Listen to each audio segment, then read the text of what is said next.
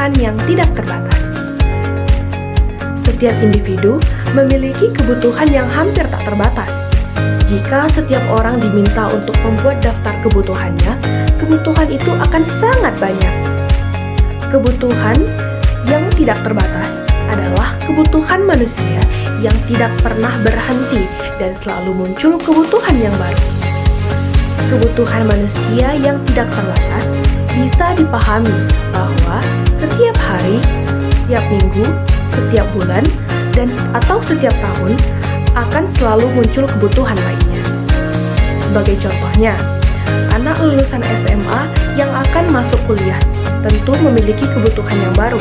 Misalnya, kebutuhan akan pakaian, kebutuhan buku kuliah, laptop, dan lain-lainnya.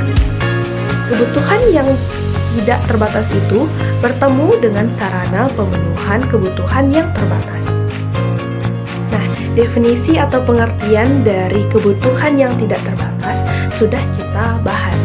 Sekarang kita akan masuk ke bagian jenis-jenis kebutuhan.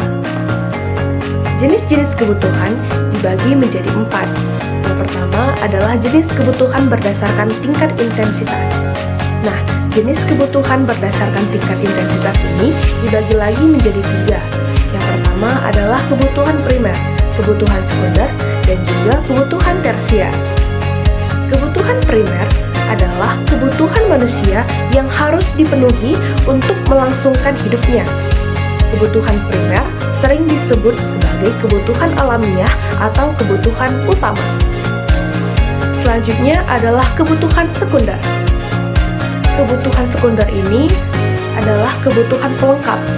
Artinya, kebutuhan yang sudah dipenuhi setelah kebutuhan primer. Contohnya, sepatu, tas, dan peralatan untuk bekerja. Selanjutnya adalah kebutuhan tersier. Kebutuhan tersier yang bersifat mewah. Kebutuhan mewah dipenuhi setelah kebutuhan primer dan kebutuhan sekunder telah terpenuhi. Sebagai contohnya, penggunaan mobil mewah bukan lagi bertujuan sebagai sarana transportasi, tetapi untuk menunjukkan status sosialnya. Jenis kebutuhan selanjutnya adalah jenis kebutuhan berdasarkan subjek yang membutuhkan. Yang pertama adalah kebutuhan individu. Kebutuhan individu adalah kebutuhan yang berhubungan dengan berbagai individu yang berbeda. Contohnya, petani. Petani membutuhkan cangkul, benih, traktor, dan alat pertanian.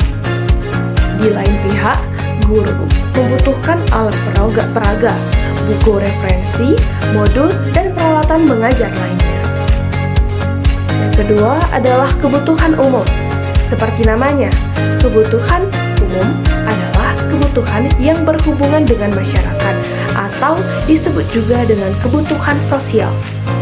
Contohnya adalah jalan raya, air bersih, jaringan, listrik, dan lain-lain. Jenis kebutuhan yang selanjutnya adalah jenis kebutuhan berdasarkan waktunya. Berdasarkan waktu dibagi menjadi 2, yaitu kebutuhan sekarang dan kebutuhan masa mendatang. Kebutuhan sekarang adalah kebutuhan yang tidak dapat ditunda pemenuhannya dan harus dilakukan atau dipenuhi saat ini juga. Yang kedua adalah kebutuhan masa mendatang. Kebutuhan masa mendatang adalah kebutuhan yang dirancang atau direncanakan untuk terpenuhi di masa depan. Nah, yang terakhir adalah jenis kebutuhan menurut sifat pemenuhan kebutuhan.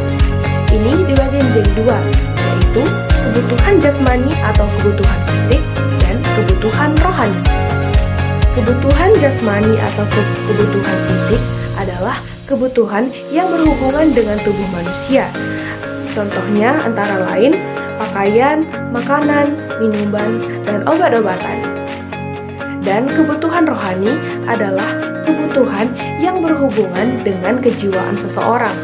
Contohnya, agar dapat bekerja lebih baik lagi, karyawan tersebut perlu mendapatkan nasihat, motivasi, dan latihan atau lain-lainnya agar dapat lebih baik lagi untuk bekerja. Nah, sekarang kita telah sampai di penghujung materi. Sekarang saya akan menyampaikan kesimpulan yang saya dapat dari materi yang telah saya presentasikan kali ini. Kesimpulannya ialah kebutuhan manusia bersifat tidak terbatas karena manusia selalu menginginkan lebih untuk memenuhi kehidupan yang lebih baik. Faktor-faktor seperti pertumbuhan populasi, kemajuan teknologi, dan perbedaan keinginan individu turut memengaruhi ketidakterbatasan kebutuhan tersebut.